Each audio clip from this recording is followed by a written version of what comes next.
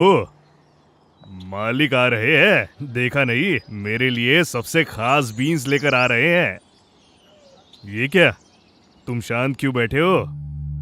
मुझसे बात करने के लिए नसीब लगता है। शायद तुम भी अच्छा नसीब लेकर आए हो।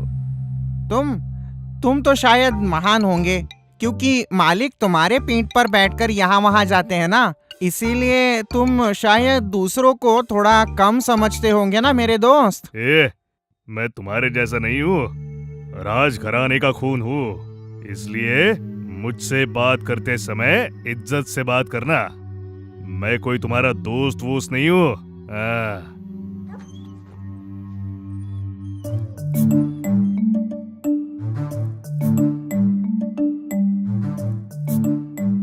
बेटा, तुम थके तो नहीं हो ना?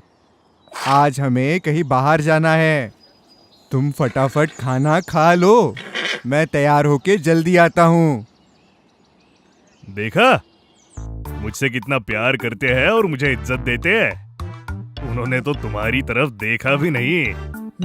घोड़े भैया, सच है ये, वाकई में आप महान हो। मैं भी आपका आदर करती हूँ। यही तुम्हारे लिए अच्छा है। तुम इस बदतमीजी का सम्मान क्यों करती हो? वो तुम्हारे जैसा ही एक जीव है। अरे, उसके पास सिंग नहीं है, मगर उसे लगता है कि है उसके पास। वो बदलना चाहिए। सुनो, तुम भी थोड़ा ले लो। घोड़े भैया, आपको पता है, लोग भी आपका बहुत आदर करते हैं। आपकी चाल, सुंदरता, भव्यता, बिल्कुल राजा जैसी। क्या आपकी शान, क्या सुंदरता। यही घोड़े के लिए बड़े गर्व की बात थी। घोड़ा मुर्गी की बातों में आ गया और उसका रवैया ही बदल गया।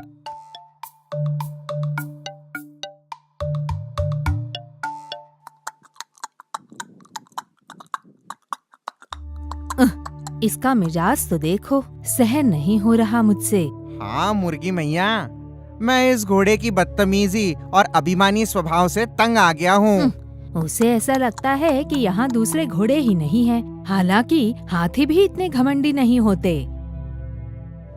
जब गांव में घोड़ा मालिक के साथ चल रहा था, वो एकदम ही सोच में पड़ गया। इसमें ऐसी क्या काबिलियत है जो मेरी पीठ पर बैठकर चल रहा है? गांव वाले मुझे कितनी इज्जत देते हैं। मुर्गी की बातें बिल्कुल सच थी। घोड़े ने अपना सर ऊंचा किया और गर्व के साथ चलने लगा। मूर्ख घोड़ा अभी भी यही सोचता रहा कि गांव वाले उसी को नमस्ते कर रहे हैं। इसी तरह घोड़ा और गांव का मुखिया गांव के बाजार पहुंच गए। ओह, सभी लोग मेरी ही तरफ देख रहे हैं। नामचीन लोगों को यहाँ जीने में कितना मुश्किल हो जाता है। वो बूढ़ा आदमी जो मेरे साथ था, कहाँ गया?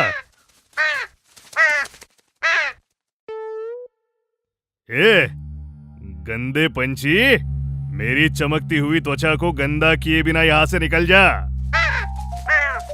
आई आई भाई, तुम्हें तो कितना गुरूर है। ये बताने वाले तुम कौन हो? सर, क्या आपने सुना? हमारी जगह पर आकर हमारी ही पूछताछ कर रहा है। तुम तो यहाँ नए लगते हो। हम यही के वासी है। ठीक है, वैसे एक बात बताओ, तुम कौन हो? मैं राज परिवार में जन्मा हुआ हूँ। मेरी पीठ पर बैठने के लिए तुम्हें कुछ खास चाहिए। हमारा जन्म चाहे कहीं भी हुआ हो, है तो हम चार पैर वाले जानवर। तुम में भी इतना गुरूर है? तुम्हें पता है, मैं गांव से चलता हूँ तो लोग सर झुकाते हैं और मेरे लिए जगह छोड़ते हैं। मैं तो कुछ भी नहीं कह रहा हूँ, पर एक चीज कहता हूँ, ये गर्व ज्यादा दिन नहीं टिकेगा। चले जाओ, अब मेरे जाने का समय हो गया है। गर्व करो कि तुम मुझसे मिल पाए और मुझसे बातें कर पाए। मैं तो तुम्हें देख लूंगा। छोड़िए इसे और चलिए सर।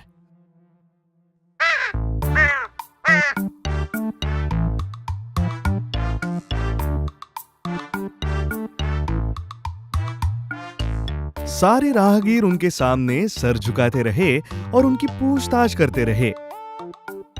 घोड़ा अपना सर हिलाकर और आवाज करके उनको जवाब भी देने लगा। यहाँ मेरे कितने सारे चाहने वाले हैं।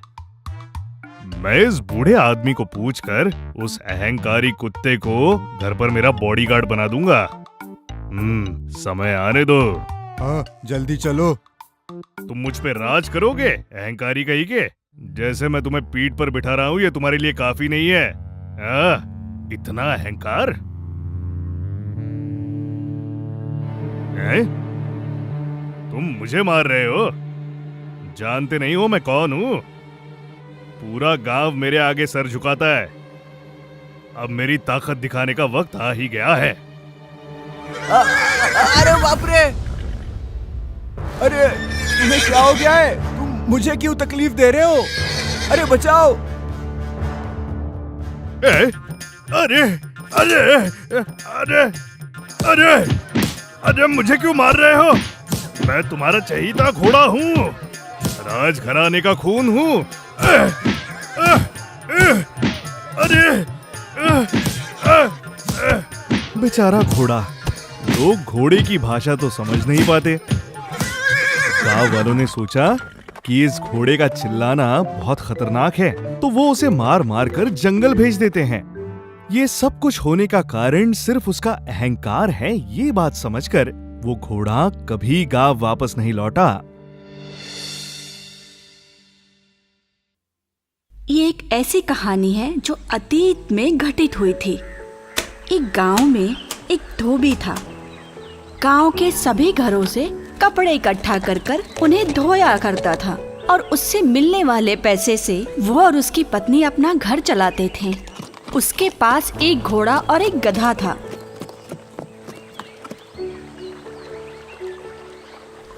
अपने पास ये गधा और घोड़ा दोनों है, कितना अच्छा लग रहा है ना?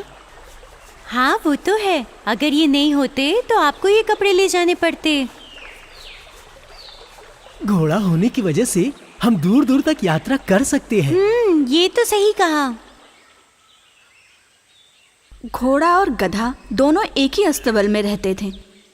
घोड़ा कभी गधे को अपने दोस्त के रूप में नहीं माना। तुम कैसे प्राणी हो?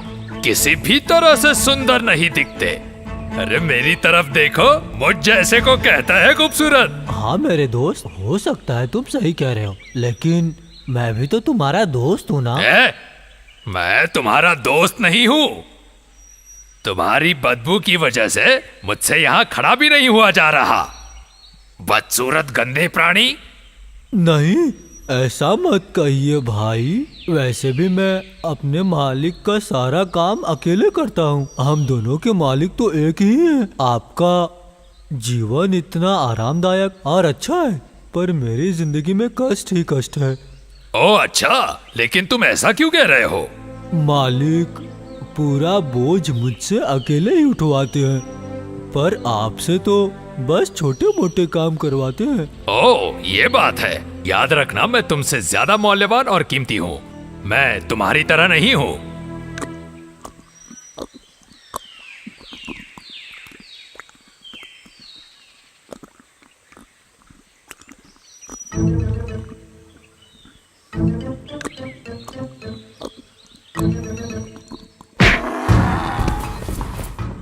तुम मेरे साथ ऐसा मत करो दोस्त, मुझे बहुत दर्द हो रहा है। मैं भी तो आप जैसा ही एक प्राणी हूँ। तुम मेरे जैसे कभी नहीं हो सकते।